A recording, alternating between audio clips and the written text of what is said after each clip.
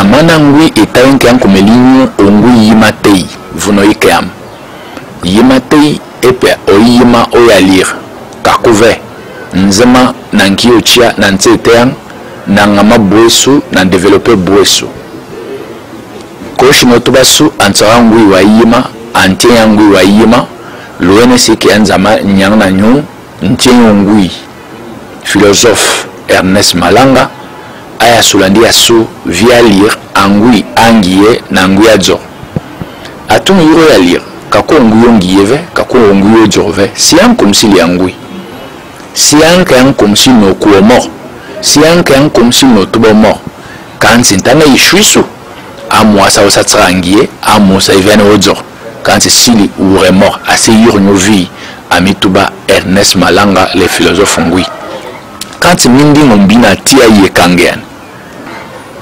kumalar apitsundunga otunve mosam aliko mosam ki mosam kasa wombao kanchi otun epitsumbave ki otun alaye atiwa ayash tubaka eko aimino otun jenindi fulani amewa waise wu nekati awiyasu si yansuru una uraitso yande una uraitse taende kanti ki yosi tsete si anka yankuma siliko uremort eta emitsa yena oyisangana wa kumalar oyisangana averami ki yena wo mvurinkena na verana wapi konganga atuma yeve ongui evieso ongui ongie ali non pe ota elindi elikena etubemu elimbe amanande etube na epa wali atundeve wali wa mosamende oshino moko diaka anguya dzo tili aina etuba emiki suna wo wa vea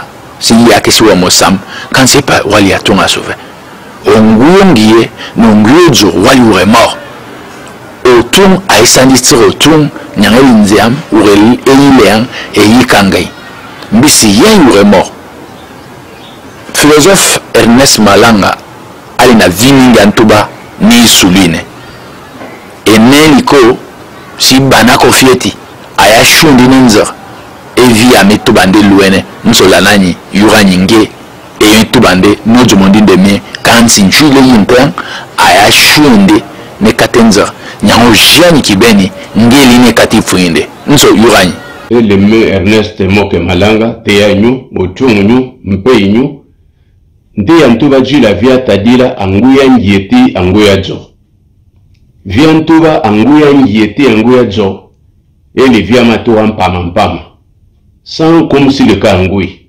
ele nge anguya jo avio anguya oriento anguya ngia vio anguya occidentaux sans comme si le ki itine mo otubo mo avera yiminke apoi avera yimma indombe.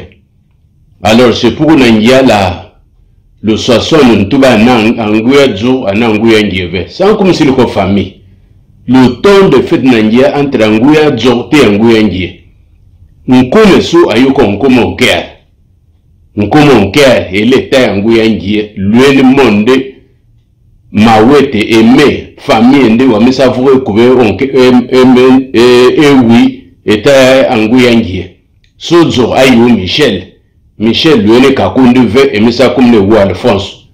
Alors so anguya zote anguya ngie si fait nanzira ndio mort famille mort alliance mateko eta nsa tsengenseng eta linkumo nker e kubemisa tsakale wem mawete aimé ani kwa fana ngia mangai si ko famille mato.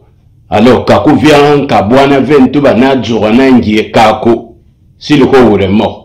Si yeye utubo mort vume mort si fete na mbala nani ji angui e passé la mingve si ka perdre ni population. Alors facile so utubo mort mpe exemple wur comme si directeur kiele medar ami am Pierre le mangai ami wole mangai ami kiotia le mangai ali ko ngui. Alors yo yina vume wuyame anguya zo anguya ngie si la wa intellectuel mingi afwana mfuyi histoire sa ngui wur comme si professeur Ndalue le kabarate professeur université professeur ordinaire l'histoire aucun veille angui comme si wa Jean-Pierre Leya ove comme si wa elanya delphin ivari wafana mfuivia ngui fase yinsu mai ndombe timi kumsule kwilu wala verami tang université wala waimingi sila wa intellectuel mingi sila wa master sila wa professeur sila verankum au intellectuel sili mingi verafana mpudi histoire ngui wandu Paul tete wali kokone asi trouvement comme l'enker alors façon de sila wa intellectuel mingi mais si puis moneni comme si sila wa intellectuel mingi veut mettre les armées et les angia anguya so angie ele angia anguya sadzo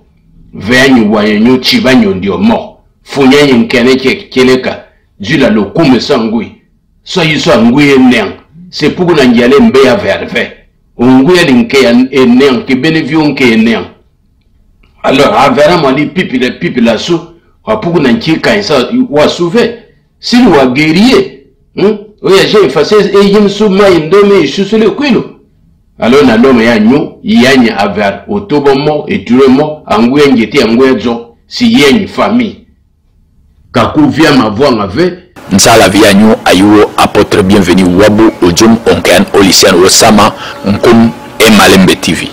Malembe TV channel! Congo! Malembe TV, like the channel of the Malembe TV. We share in ideas. Come and share with us ideas. Don't forget, Malembe TV is the best one in the world. You get all the news, all the information from all over the world. Tune into Malembe TV on YouTube. Malembe TV YouTube! Malembe TV YouTube!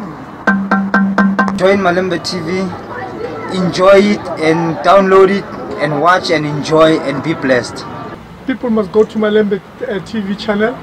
Malembe TV channel! Malembe TV, it can help people. We need to share ideas. We need to share growing. Na Malembe TV, sangwe koki kulanda yo, ikokipe kukomina yo, ukokipe kumema yango. We have the power. We are resilient. Conquer my black people. Conquer my African people.